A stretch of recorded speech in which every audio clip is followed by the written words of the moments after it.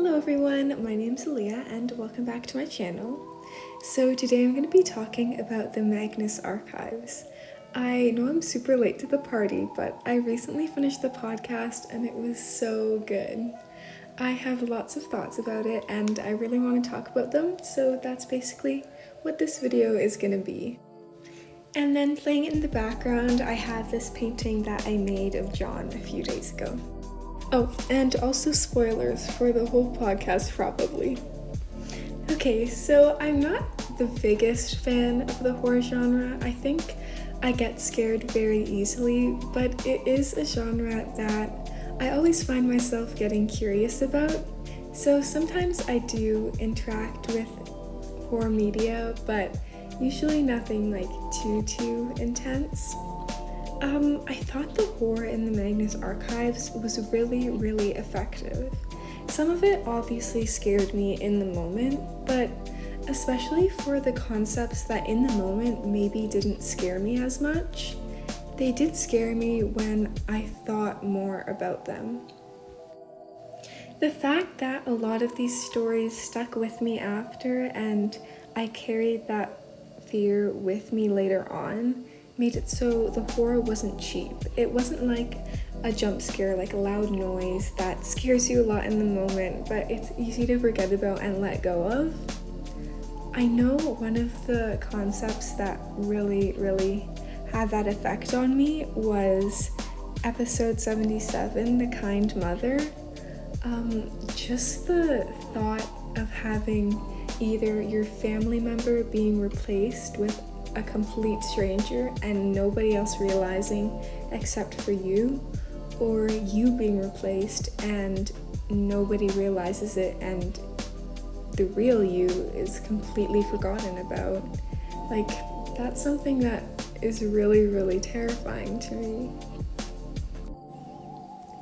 I think this might be a bit of an unpopular opinion, but I really enjoyed the statements from season 5.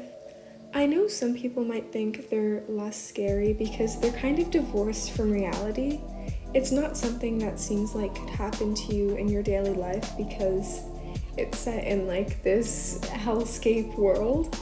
But if I'm being honest, the concept of just having a world where you live in your worst fear for eternity is pretty terrifying to me. So I think a lot of the statements did at least scare me personally because that's kind of a fear of mine. I think the imagery in the statements was so effective.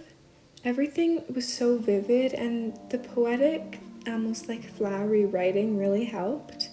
I think Johnny's so talented and I really enjoyed the style that the statements took on this season.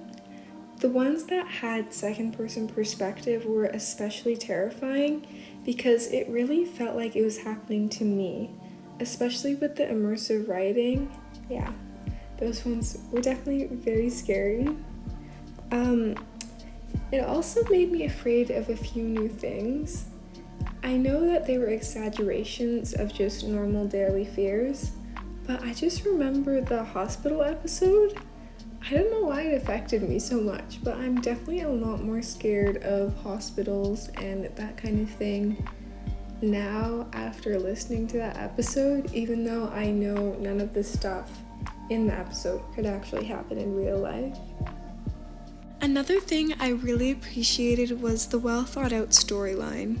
I feel like a lot of really long pieces of media start very strong and then by the end they kind of fall off or there's a big drop in quality.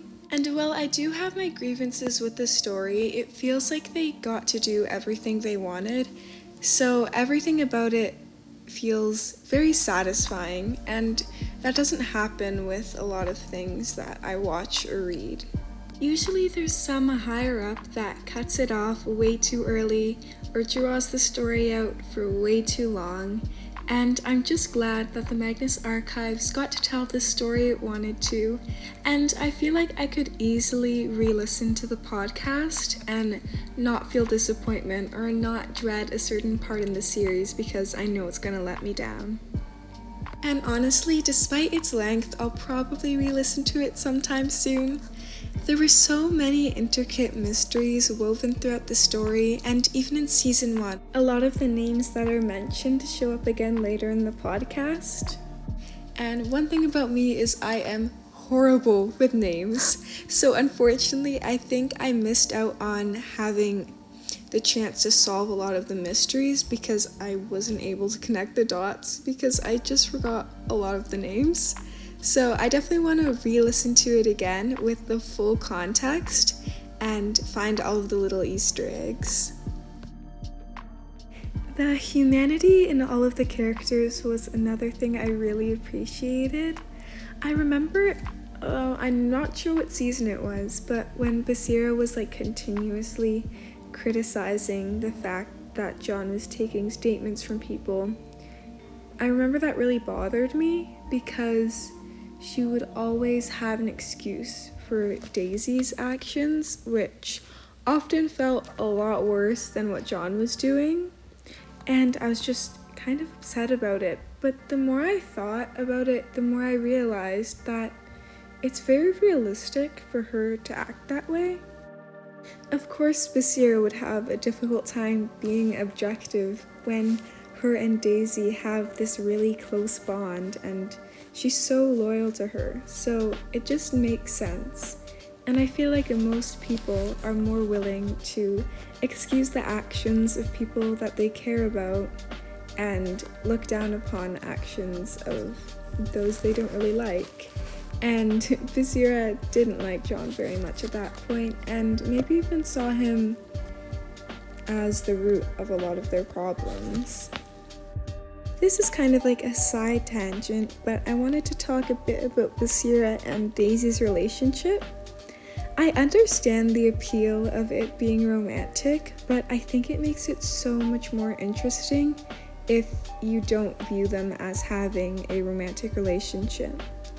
Because when you're in love with someone, it's very easy to kind of have those rose-colored glasses and excuse a lot of their actions, and we see that all the time in media. It's a very common trope, but we rarely see a dynamic where it's just devotion out of learned loyalty and closeness that's not romantic. So I think their dynamic is something I've never really seen before, because usually people are loyal out of love, but I don't think that's the case.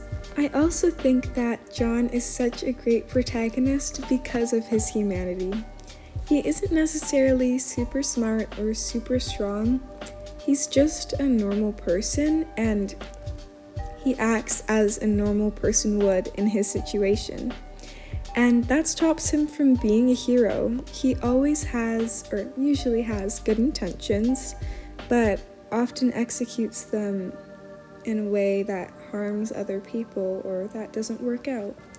And I just think he's very relatable because most of the time when you see protagonists in pieces of media, they're very extraordinary, and you can't really see yourself in that.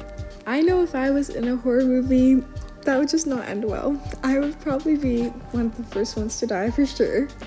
But the fact that he gets manipulated by a lot of people around him and that he fails to do the right thing most of the time doesn't make him stupid or unintelligent, in my opinion. It just makes him human. Martin's arc was something that really surprised me. I remember liking him a lot in season 1. I usually like the really sweet characters, and that was definitely him. But as I continued to listen, I slowly started to realize there's a lot more to his character than the sweet, stuttering guy who loves tea. I think he can be very manipulative. I think he is a pretty manipulative person just by default. I'm not even sure he realizes he's being manipulative sometimes. It might be a coping mechanism that he developed from dealing with this situation with his mum. And I know in season 5 when Annabelle said You always managed to get what you want through smiles and shrugs and stammerings that weren't as nearly awkward as they seemed. It just kind of recontextualized a lot of the earlier seasons for me, and he's just such an interesting character to think about. I almost feel like he manipulated the audience as well. I haven't gone too deep into the fandom, but while I still think he's a kind person, I don't think he's the sweet cinnamon roll that I've seen a lot of people characterize him as. Okay, I think this opinion is going to be a little bit unpopular. I don't really know how I feel about John and Martin's relationship. That's not to say I hated it or anything. I enjoyed a lot of their interactions in season 5. But I did have an issue with how it was built up.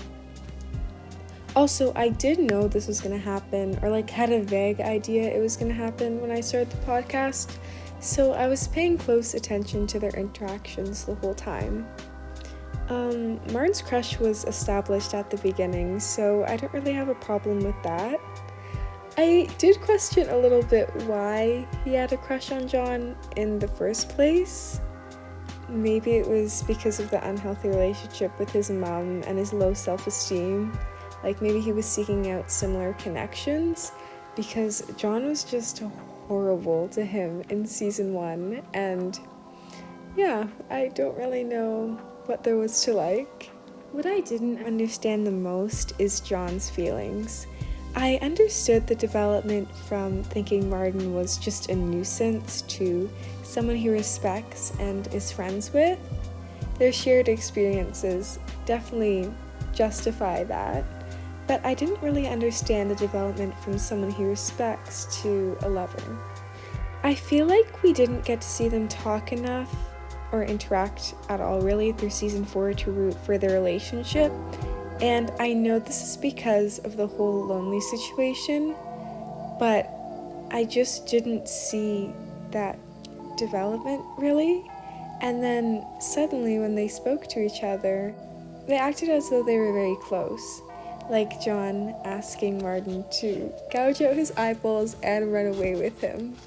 I mean, that's not my biggest problem, but I remember sitting there and just thinking, what changed?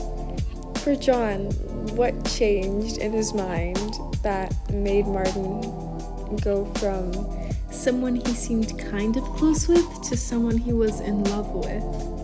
And I remember when I got to episode 159 and Peter said, "You each think yourself so focused on the other, but how much do you really know each other?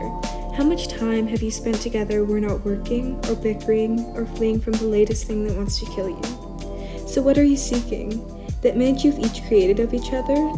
The people you think you love don't exist." I couldn't help but agree.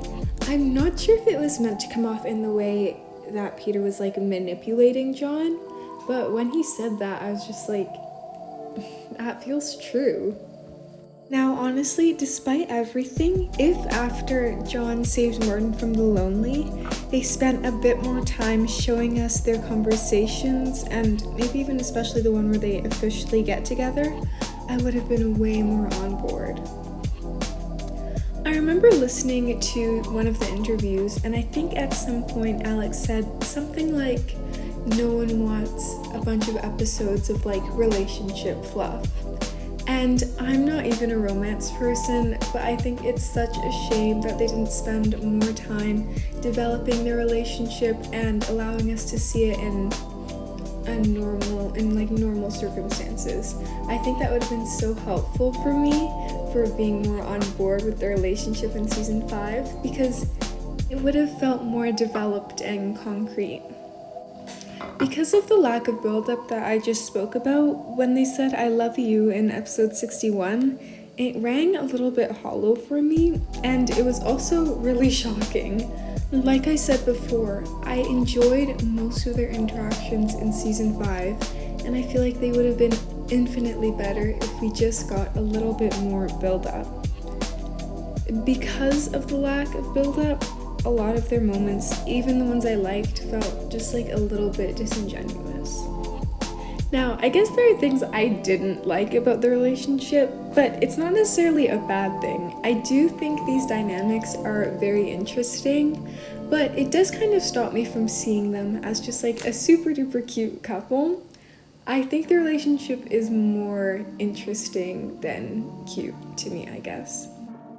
First of all, Martin's Kill Bill thing rubbed me completely the wrong way.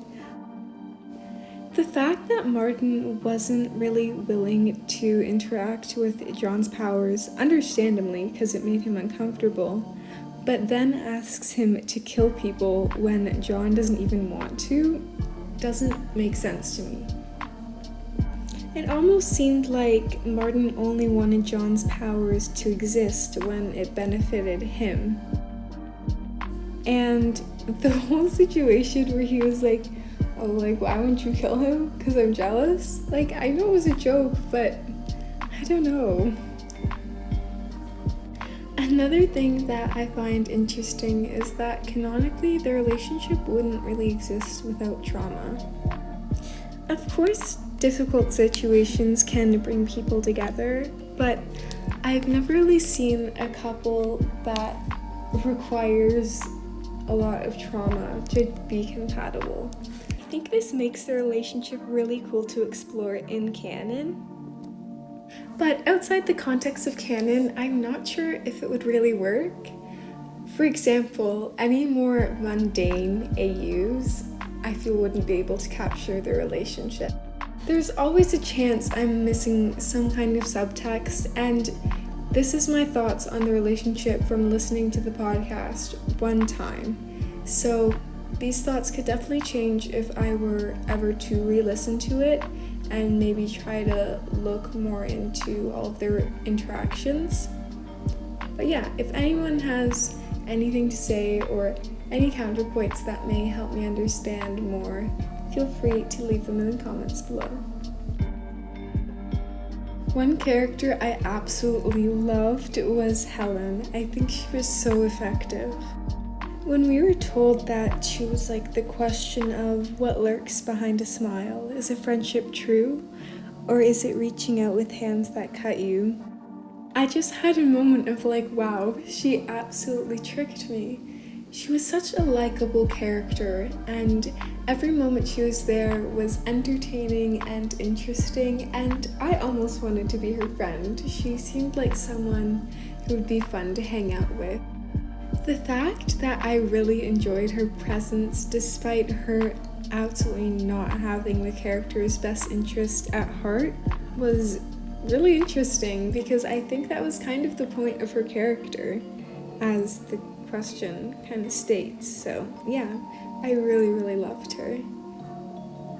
All I have to say for now, I'm really glad that I listened to this podcast. It was fantastic, and I hope you guys enjoyed my rambling. Hopefully it was coherent. I did notice re-listening to it that the audio is a little bit rough, so if you made it to this point, congratulations. Enjoy the rest of the speed paint.